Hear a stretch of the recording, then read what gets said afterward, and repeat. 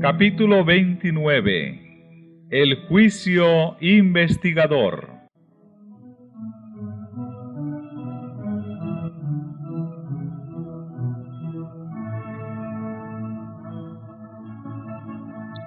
Estuve mirando, dice el profeta Daniel, hasta que fueron puestas sillas, y un anciano de grande edad se sentó, cuyo vestido era blanco como la nieve, y el pelo de su cabeza como lana limpia. Su silla llama de fuego, sus ruedas fuego ardiente. Un río de fuego procedía y salía de delante de él. Millares de millares le servían, y millones de millones asistían delante de él. El juez se sentó y los libros se abrieron.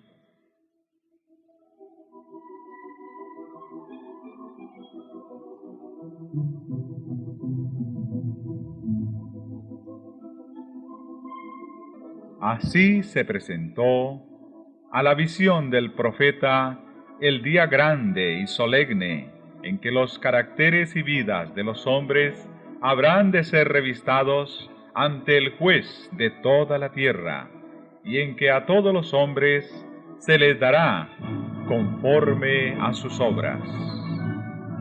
El anciano de días es Dios, el Padre. El salmista dice: antes que naciesen los montes, y formases la tierra y el mundo, y desde el siglo y hasta el siglo, tú eres Dios.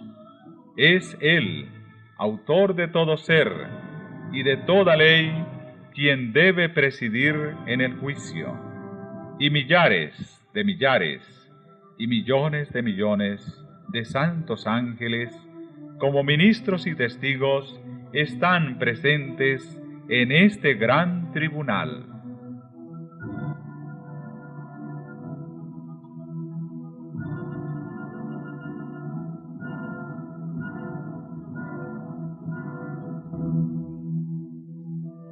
Y he aquí, en las nubes del cielo, como un hijo de hombre que venía, y llegó hasta el anciano de grande edad, e hiciéronle llegar delante de él. Y fuele dado señorío, y gloria, y reino, y todos los pueblos, naciones y lenguas le sirvieron. Su señorío, señorío eterno, que no será transitorio, y su reino no se corromperá. La venida de Cristo descrita aquí no es su segunda venida a la tierra. Él viene hacia el anciano de días en el cielo para recibir el dominio y la gloria, y un reino que le será dado a la conclusión de su obra de mediador. Es esta venida, y no su segundo advenimiento a la tierra, la que la profecía predijo que había de realizarse al fin de los 2300 días, en 1844. Acompañado por ángeles celestiales, nuestro gran sumo sacerdote entra en el lugar santísimo, y allí, en la presencia de Dios, da principio a los últimos actos de su ministerio en beneficio del hombre, a saber, cumplir la obra del juicio y hacer expiación por todos aquellos que resulten tener derecho a ella.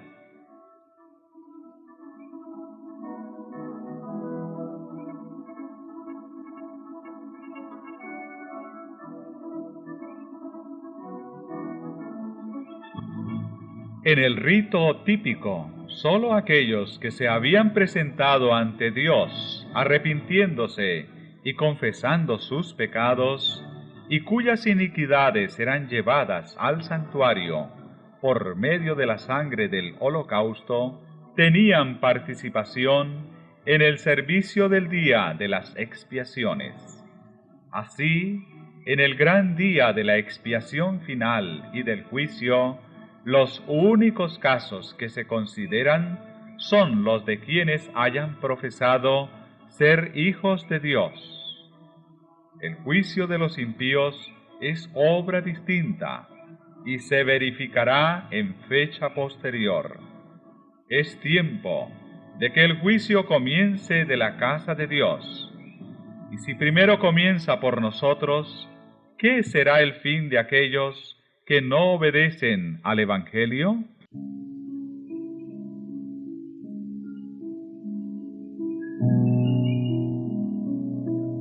Los libros del cielo, en los cuales están consignados los nombres y los actos de los hombres, determinarán los fallos del juicio. El profeta Daniel dice: el juez se sentó y los libros se abrieron. San Juan, describiendo la misma escena en el Apocalipsis, agrega: y otro libro fue abierto, el cual es de la vida, y fueron juzgados los muertos por las cosas que estaban escritas en los libros según sus obras.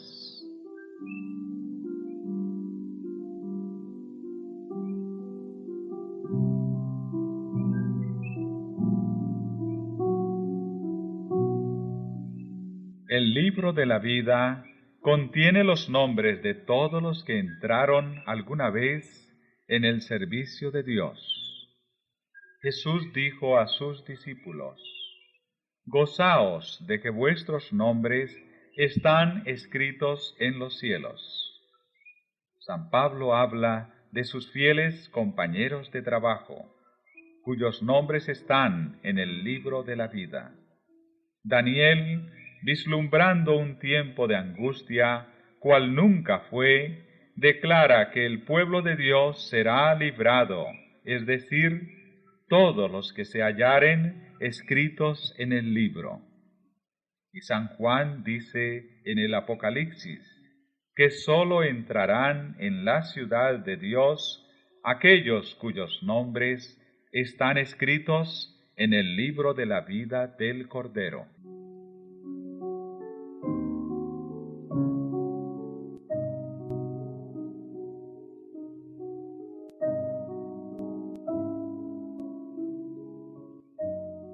Delante de Dios está escrito un libro de memoria, en el cual quedan consignadas las buenas obras de los que temen a Jehová y de los que piensan en su nombre.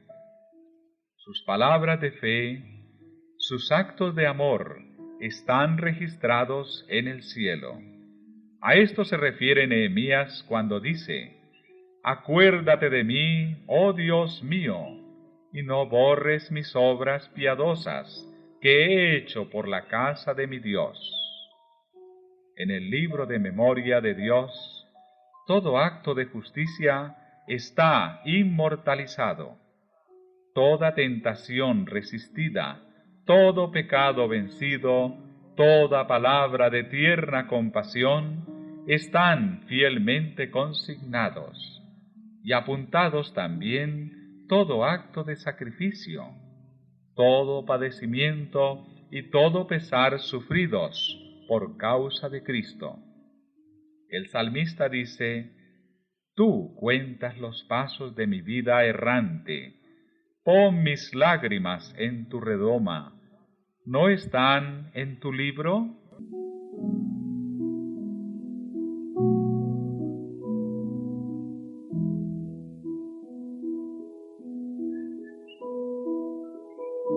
Hay además un registro en el cual figuran los pecados de los hombres, pues que Dios traerá toda obra a juicio juntamente con toda cosa encubierta, sea buena o mala.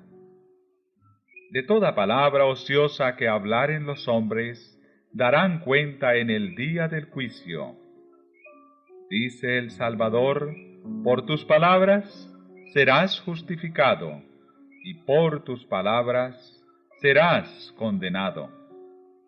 Los propósitos y motivos secretos aparecen en el registro infalible, pues Dios sacará a luz las obras encubiertas de las tinieblas y pondrá de manifiesto los propósitos de los corazones.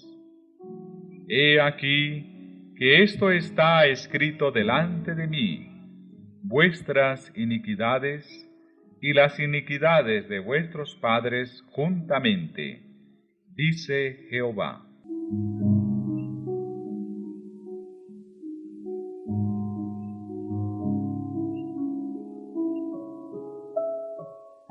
La obra de cada uno pasa bajo la mirada de Dios y es registrada e imputada ya como señal de fidelidad, ya de infidelidad.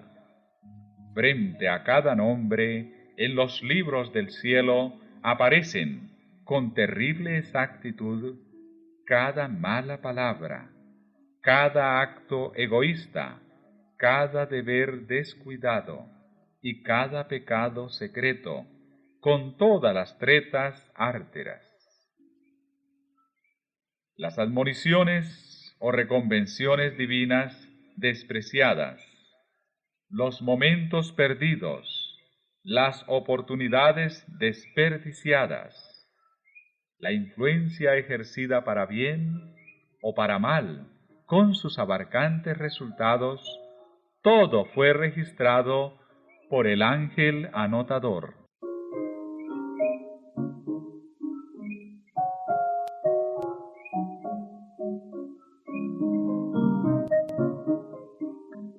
La ley de Dios es la regla por la cual los caracteres y las vidas de los hombres serán probados en el juicio. Salomón dice, teme a Dios y guarda sus mandamientos, porque esto es la suma del deber humano, pues que Dios traerá toda obra a juicio. El apóstol Santiago amonesta a sus hermanos diciéndoles, así hablad pues, y así obrad, como hombres que van a ser juzgados por la ley de libertad.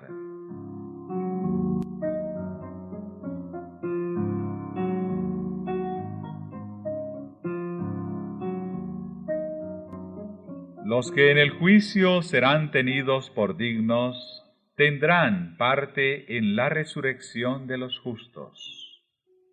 Jesús dijo, los que serán tenidos por dignos de alcanzar aquel siglo venidero y la resurrección de entre los muertos, son iguales a los ángeles y son hijos de Dios, siendo hijos de la resurrección.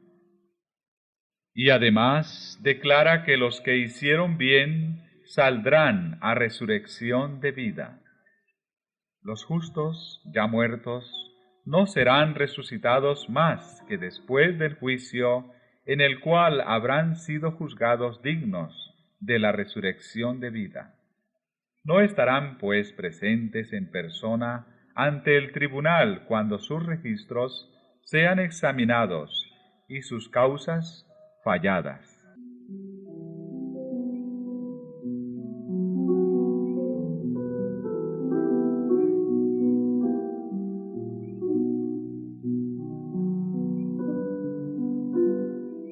Jesús aparecerá como el abogado de ellos, para interceder en su favor ante Dios. Si alguno hubiere pecado, abogado tenemos para con el Padre, a saber, Jesucristo el justo. Porque no entró Cristo en un lugar santo hecho de mano, que es una mera representación del verdadero, sino en el cielo mismo, para presentarse ahora delante de Dios por nosotros.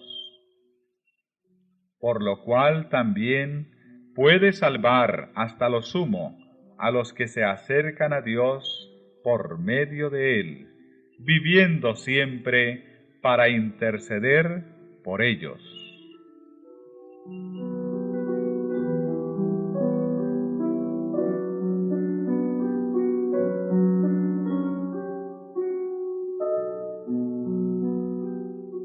A medida que los libros de memoria se van abriendo en el juicio, las vidas de todos los que hayan creído en Jesús pasan ante Dios para ser examinadas por Él.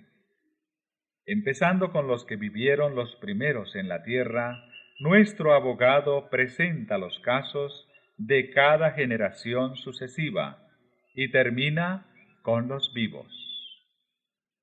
Cada nombre es mencionado, cada caso cuidadosamente investigado. Habrá nombres que serán aceptados y otros rechazados. En caso de que alguien tenga en los libros de memoria pecados de que no se haya arrepentido y que no hayan sido perdonados, su nombre será borrado del libro de la vida, y la mención de sus buenas obras será borrada de los registros de Dios. El Señor declaró a Moisés: al que haya pecado contra mí, a éste borraré de mi libro. Y el profeta Ezequiel dice: si el justo se apartare de su justicia y cometiere maldad, todas las justicias que hizo no vendrán en memoria.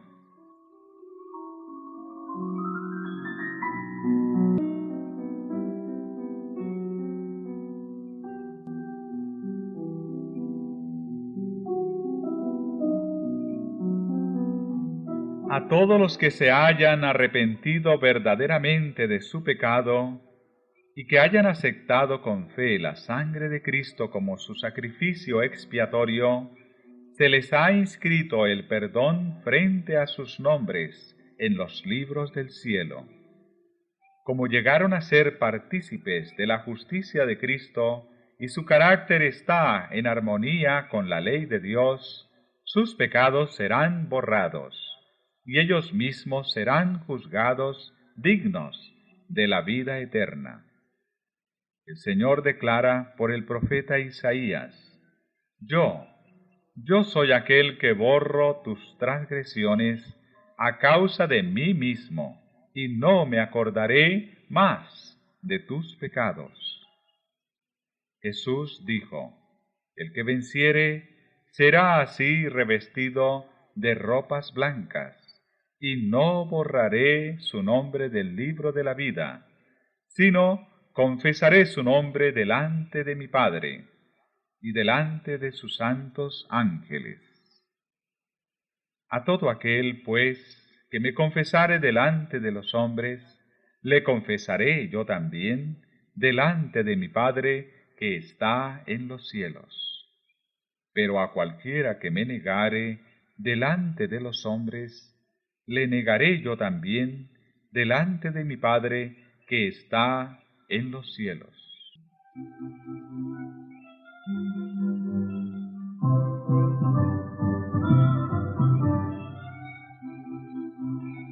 Todo el más profundo interés manifestado entre los hombres por los fallos de los tribunales terrenales no representa sino débilmente el interés manifestado en los atrios celestiales cuando los nombres inscritos en el libro de la vida desfilen ante el juez de toda la tierra. El divino intercesor aboga porque a todos los que han vencido por la fe en su nombre se les perdonen sus transgresiones, a fin de que sean restablecidos en su morada edénica y coronados con él coherederos del señorío primero. Con sus esfuerzos para engañar y tentar a nuestra raza, Satanás había pensado frustrar el plan que Dios tenía al crear al hombre. Pero Cristo pide ahora que este plan sea llevado a cabo como si el hombre no hubiese caído jamás. Pide para su pueblo no sólo el perdón y la justificación, plenos y completos, sino además participación en su gloria y un asiento en su trono.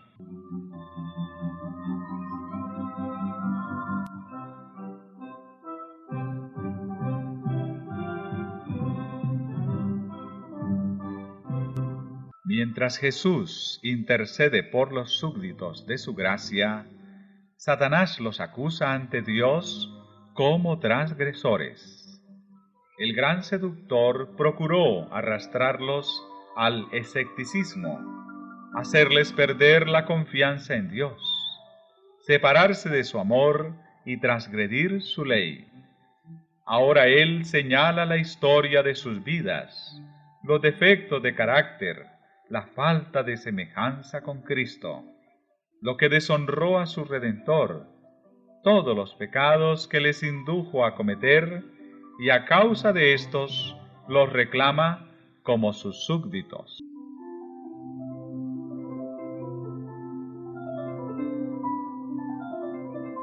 Jesús no disculpa sus pecados, pero muestra su arrepentimiento y su fe, y, reclamando el perdón para ellos, levanta sus manos heridas ante el Padre y los santos ángeles, diciendo: los conozco por sus nombres, los he grabado en las palmas de mis manos. Los sacrificios de Dios son el espíritu quebrantado. Al corazón contrito y humillado no despreciarás tú, oh Dios. Y al acusador de su pueblo le dice: Jehová te reprenda, oh Satán. Jehová, que ha escogido a Jerusalén, te reprenda. ¿No es este un tizón arrebatado del incendio? Cristo revestirá a sus fieles con su propia justicia, para presentarlos a su Padre como una iglesia gloriosa, no teniendo mancha, ni arruga, ni otra cosa semejante. Sus nombres están inscritos en el libro de la vida, y de estos escogidos está escrito: andarán conmigo en vestiduras blancas, porque son dignos.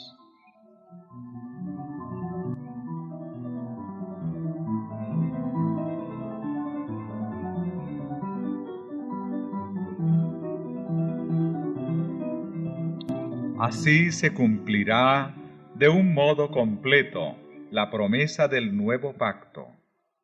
Perdonaré su iniquidad y no me acordaré más de sus pecados. En aquellos días y en ese tiempo, dice Jehová, será buscada la iniquidad de Israel y no la habrá, y los pecados de Judá, mas no podrán ser hallados. En aquel día el vástago de Jehová será espléndido y glorioso, y el fruto de la tierra excelente y hermoso para los escapados de Israel. Y será que los que fueren dejados en Sión y los que quedaren en Jerusalén serán llamados santos, es decir, todo aquel que está inscrito para la vida en Jerusalén.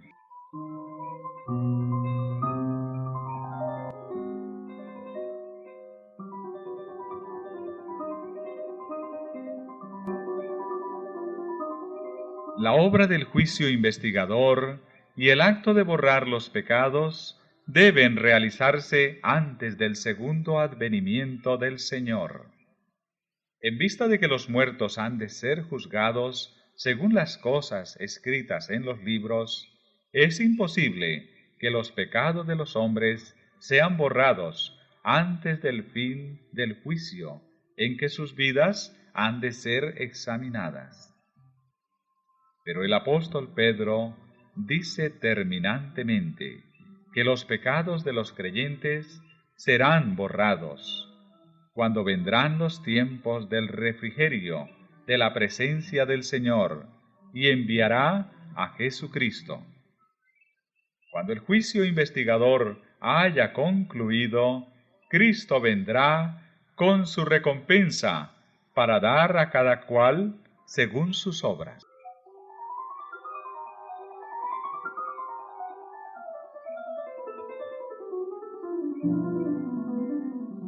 En el servicio ritual típico, el sumo sacerdote, hecha la propiciación por Israel, salía y bendecía a la congregación.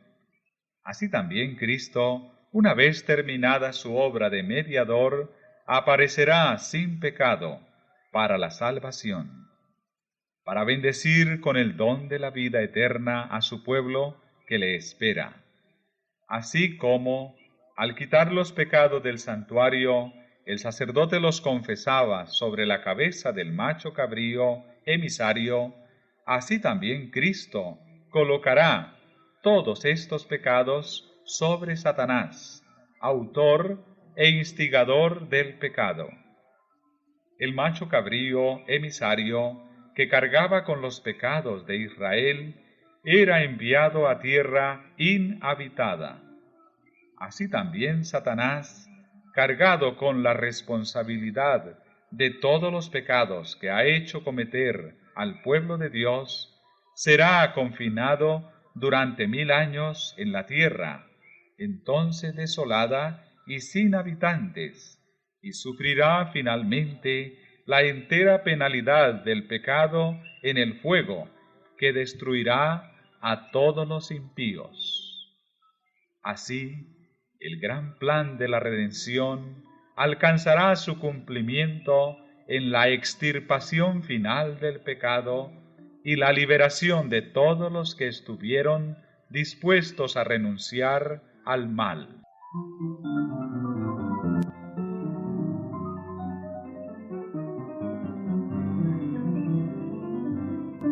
En el tiempo señalado para el juicio, al fin de los 2300 días, en 1844, empezó la obra de investigación y el acto de borrar los pecados. Todos los que hayan profesado el nombre de Cristo deben pasar por ese riguroso examen. Tanto los vivos como los muertos deben ser juzgados de acuerdo con las cosas escritas en los libros, según sus obras.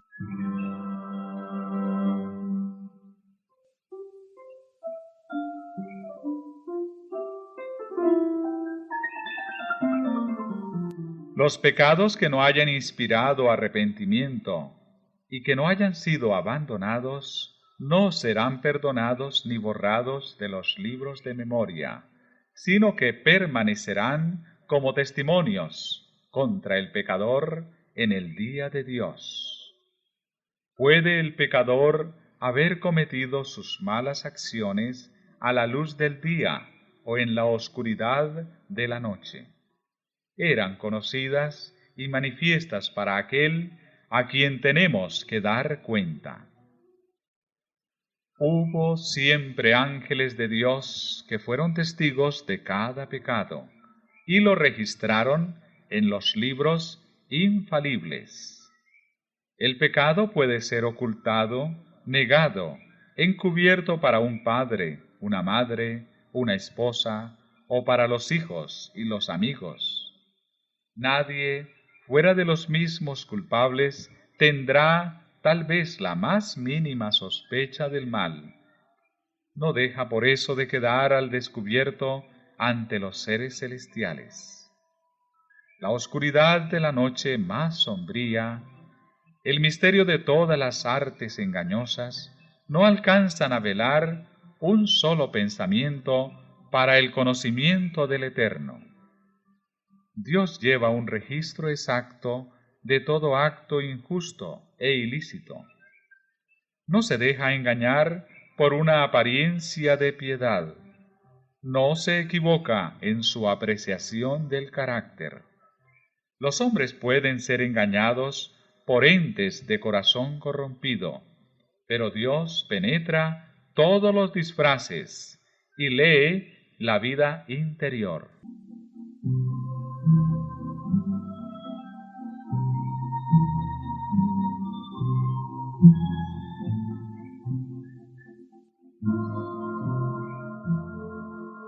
¡Qué pensamiento tan solemne!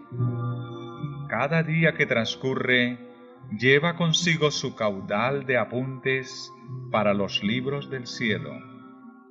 Una palabra pronunciada, un acto cometido, no pueden ser jamás retirados. Los ángeles tomaron nota tanto de lo bueno como de lo malo.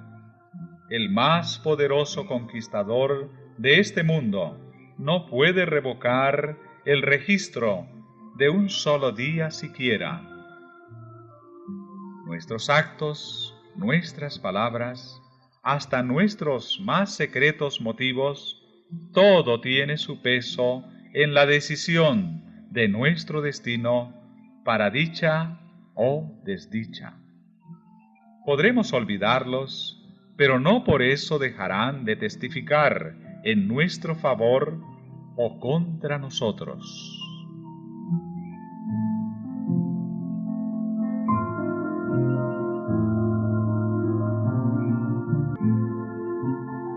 Así como los rasgos de la fisonomía son reproducidos con minuciosa exactitud sobre la pulida placa del artista, así también está el carácter fielmente delineado en los libros del cielo. No obstante, cuán poca preocupación se siente respecto a ese registro que debe ser examinado por los seres celestiales.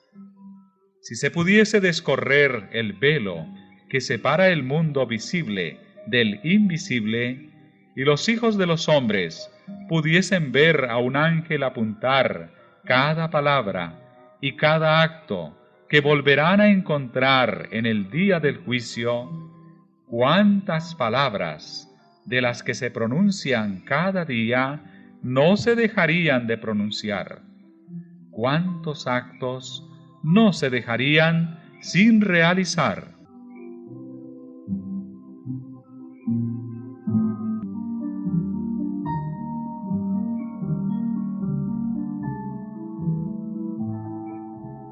En el juicio se examinará el empleo que se haya hecho de cada talento. ¿Cómo hemos de emplear el capital que el cielo nos concediera? A su venida, ¿recibirá el Señor lo que es suyo con interés?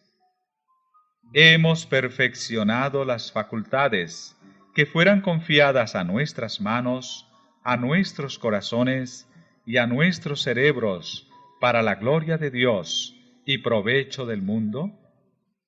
¿Cómo hemos empleado nuestro tiempo, nuestra pluma, nuestra voz, nuestro dinero, nuestra influencia? ¿Qué hemos hecho por Cristo en la persona de los pobres, de los afligidos, de los huérfanos o de las viudas? Dios nos hizo depositarios de su santa palabra. ¿Qué hemos hecho con la luz y la verdad que se nos confió para hacer a los hombres sabios para la salvación? No se da ningún valor a una mera profesión de fe en Cristo. Solo se tiene por genuino el amor que se muestra en las obras. Con todo, el amor es lo único que ante los ojos del cielo da valor a un acto cualquiera. Todo lo que se hace por amor, por insignificante que aparezca en opinión de los hombres, es aceptado y recompensado por Dios.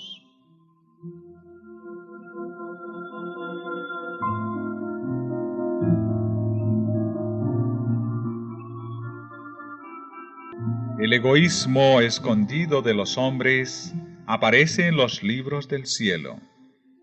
Allí está el registro de los deberes que no se cumplieron para con el prójimo. el de su olvido de las exigencias del Señor.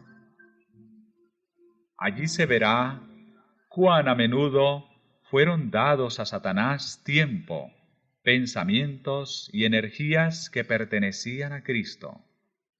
Harto tristes son los apuntes que los ángeles llevan al cielo.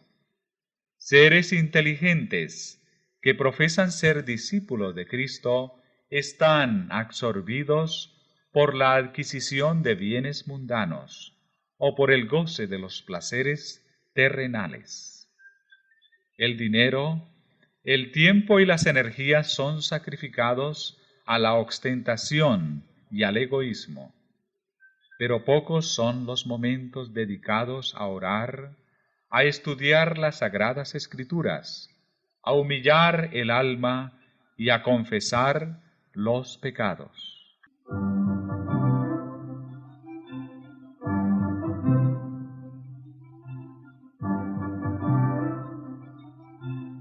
Satanás inventa innumerables medios de distraer nuestras mentes de la obra en que precisamente debiéramos estar más ocupados. El archiseductor aborrece las grandes verdades que hacen resaltar la importancia de un sacrificio expiatorio y de un mediador todopoderoso. Sabe que su éxito estriba en distraer las mentes de Jesús y de su obra.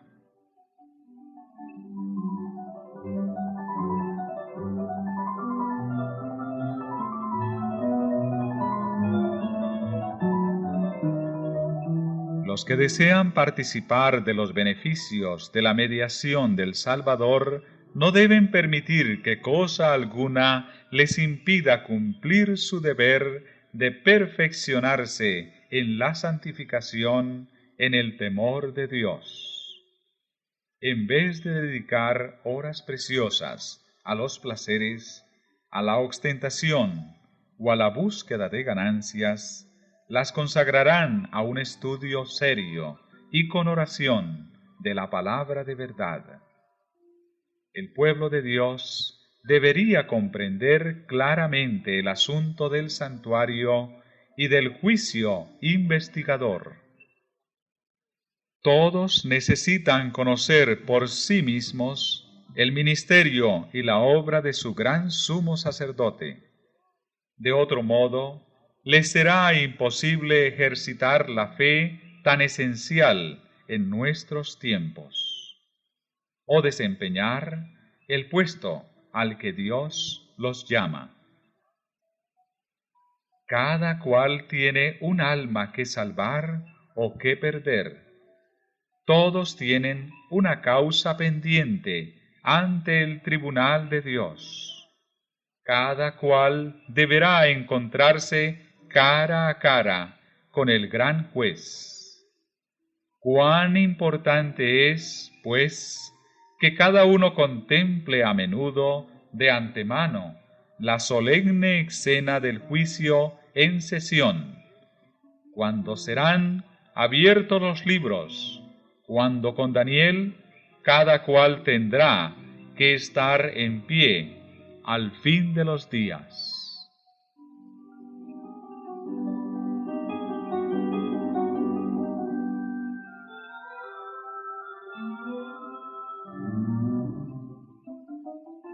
Todos los que han recibido la luz sobre estos asuntos deben dar testimonio de las grandes verdades que Dios les ha confiado. El santuario en el cielo es el centro mismo de la obra de Cristo en favor de los hombres. Concierne a toda alma que vive en la tierra. Nos revela el plan de la redención, nos conduce hasta el fin mismo del tiempo y anuncia el triunfo final de la lucha entre la justicia y el pecado. Es de la mayor importancia que todos investiguen a fondo estos asuntos y que estén siempre prontos a dar respuesta a todo aquel que les pidiere razón de la esperanza que hay en ellos.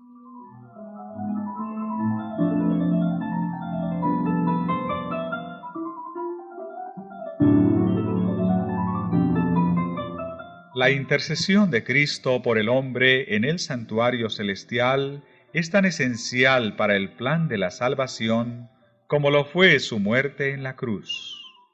Con su muerte dio principio a aquella obra para cuya conclusión ascendió al cielo después de su resurrección. Por la fe debemos entrar velo adentro, donde entró por nosotros como precursor Jesús. Allí se refleja la luz de la cruz del Calvario, y allí podemos obtener una comprensión más clara de los misterios de la redención. La salvación del hombre se cumple a un precio infinito para el cielo. El sacrificio hecho corresponde a las más amplias exigencias de la ley de Dios quebrantada.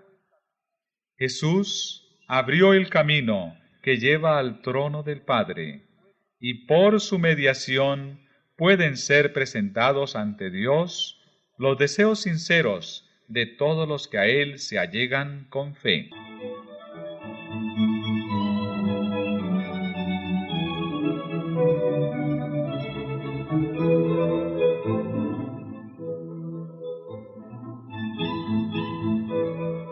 El que encubre sus transgresiones no prosperará, mas el que las confiesa y las abandona alcanzará misericordia. Si los que esconden y disculpan sus faltas pudiesen ver cómo Satanás se alegra de ello y los usa para desafiar a Cristo y sus santos ángeles, se apresurarían a confesar sus pecados y a renunciar a ellos. De los defectos de carácter se vale Satanás para intentar dominar toda la mente y sabe muy bien que si se conservan estos defectos, lo logrará.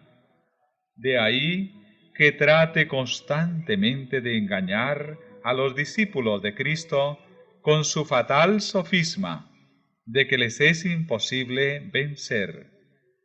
Pero Jesús aboga en su favor con sus manos heridas, su cuerpo quebrantado, y declara a todos los que quieran seguirle: bástate mi gracia. Llevad mi yugo sobre vosotros, y aprended de mí, que soy manso y humilde de corazón, y hallaréis descanso para vuestras almas. Porque mi yugo es fácil y ligera mi carga. Nadie considere, pues, sus defectos como incurables. Dios concederá fe y gracia para vencerlos.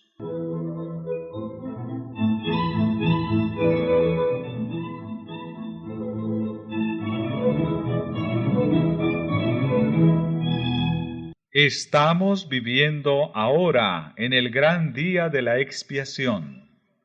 Cuando en el servicio simbólico el sumo sacerdote hacía la propiciación por Israel, todos debían afligir sus almas, arrepintiéndose de sus pecados y humillándose ante el Señor, si no querían verse separados del pueblo. De la misma manera, todos los que desean que sus nombres sean conservados en el libro de la vida, deben ahora, en los pocos días que les quedan de este tiempo de gracia, afligir sus almas ante Dios con verdadero arrepentimiento y dolor por sus pecados. Hay que escudriñar honda y sinceramente el corazón. Hay que deponer el espíritu liviano y frívolo al que se entregan tantos cristianos de profesión. Empeñada lucha espera a todos aquellos que quieran subyugar las malas inclinaciones que tratan de dominarlos. La obra de preparación es obra individual. No somos salvados en grupos. La pureza y la devoción de uno no suplirá la falta de estas cualidades en otro. Si bien todas las naciones deben pasar en juicio ante Dios, sin embargo, Él examinará el caso de cada individuo de un modo tan rígido y minucioso como si no hubiese otro ser en la tierra. Cada cual tiene que ser probado y encontrado sin mancha, ni arruga, ni cosa semejante.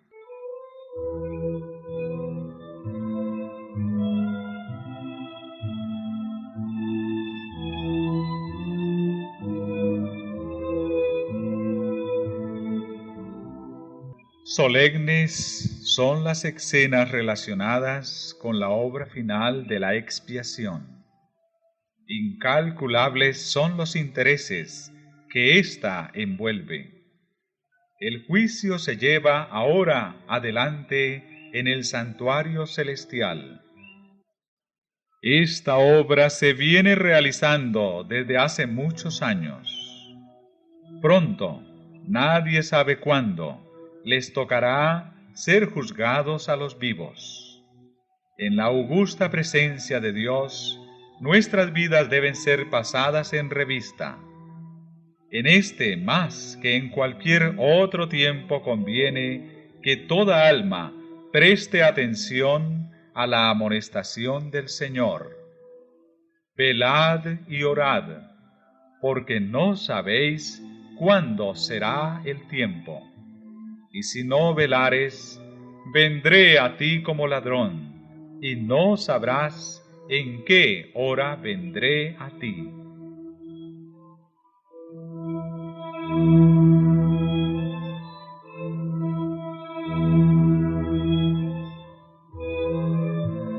Cuando quede concluida la obra del juicio investigador, quedará también decidida la suerte de todos para vida o para muerte. El tiempo de gracia terminará poco antes de que el Señor aparezca en las nubes del cielo. Al mirar hacia ese tiempo, Cristo declara en el Apocalipsis: el que es injusto, sea injusto aún, y el que es sucio, sea sucio aún, y el que es justo, sea justo aún, y el que es santo, sea aún santo. He aquí yo vengo presto, y mi galardón está conmigo, para dar la recompensa a cada uno según sea su obra.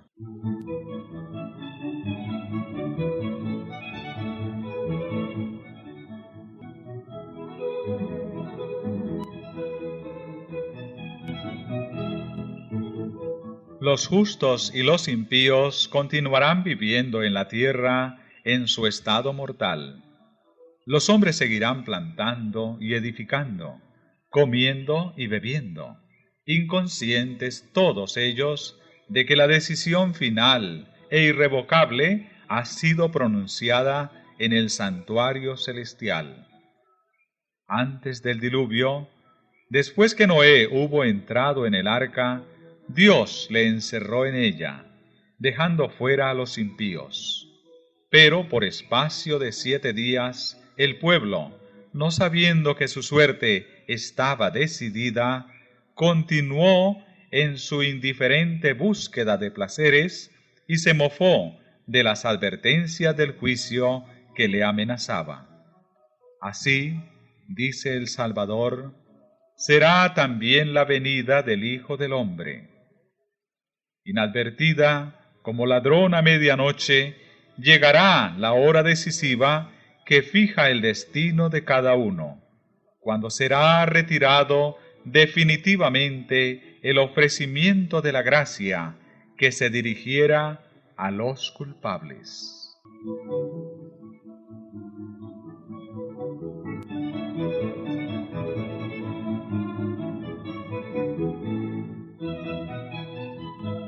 Velad, pues, no sea que viniendo de repente os halle dormidos. Peligroso es el estado de aquellos que, cansados de velar, se vuelven a los atractivos del mundo.